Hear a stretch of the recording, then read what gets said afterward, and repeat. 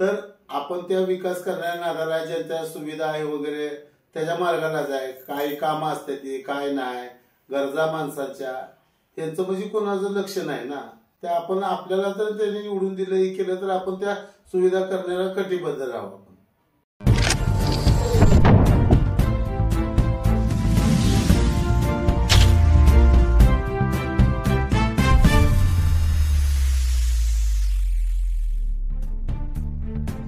नमस्कार, झुंजार न्यूज महाराष्ट्रामध्ये प्रथम आपल्या सर्वांचं सहर्ष स्वागत आहे.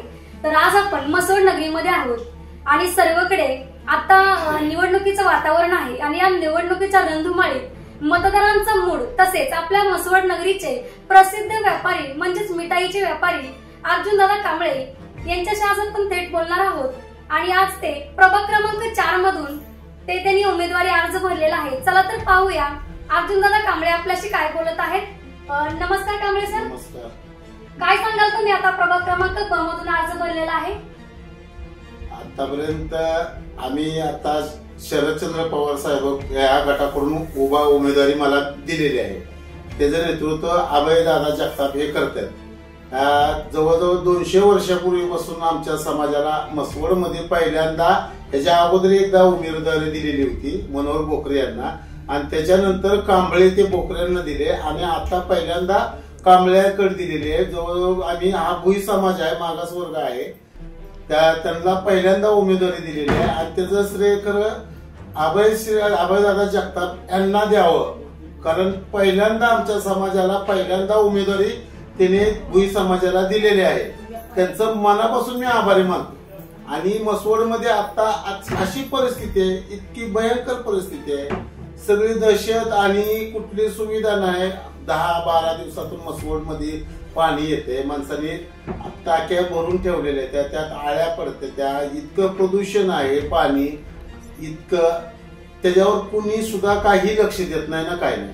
लाईट जाते कुणी बोलत नाही, वारंवार लाईट जाते, कोण त्याला मालक. मसवड या नगरीला आतापर्यंत खरं जवळपर्यंत 15 वर्षात की कुणी काही केलं सगळी गप्प आहे. पाणी खराब येतंय, आता पाण्याचं ही सुद्धा दिलेलं होतं, ते सुद्धा सांगितले पिण्यायोग्य नाही. प्राधिकरणानं सांगितलेलं होतं की ती पिण्यायोग्य पाणी नाही, तरी सुद्धा तेच पाणी पाजते आणि अधिकारी मात्र बिसलेरी शेवट पाणी पित नाही.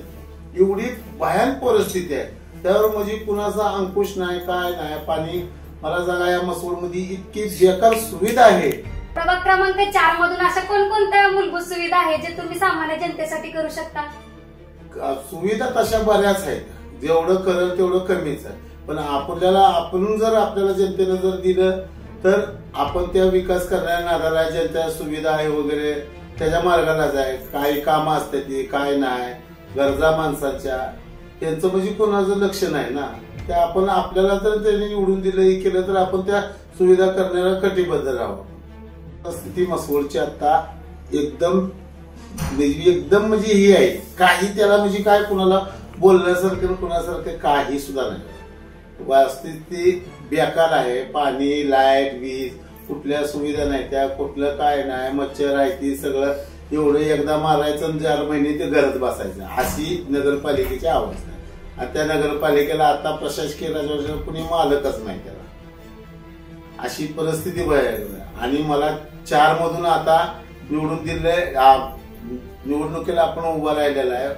हो आता राजवाडा अजित पवार, शरदचंद्र पवार गट, रासप आणि उभाटा शिवसेना हे आम्ही सगळेजण मिळून मसवडच्या विकासासाठी एकत्र आलेलो आहे. आता बघू जनतेच्या मनात काय आहे काय नाही. जनतेला चांगला असं पाहिजे असं तर जनता निवडून दिलं आम्हाला.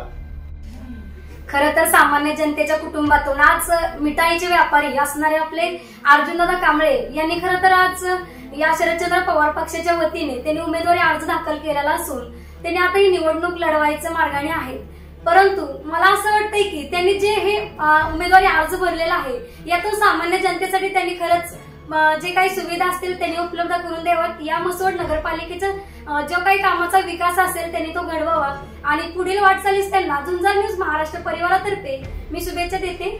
धन्यवाद. झुंजार न्यूज महाराष्ट्र. अशाच ताज्या घडामोडी पाहण्यासाठी आत्ताच झुंजार न्यूज महाराष्ट्र या चॅनलला लाईक, शेअर आणि सबस्क्राईब करा. झुंजार न्यूज महाराष्ट्र.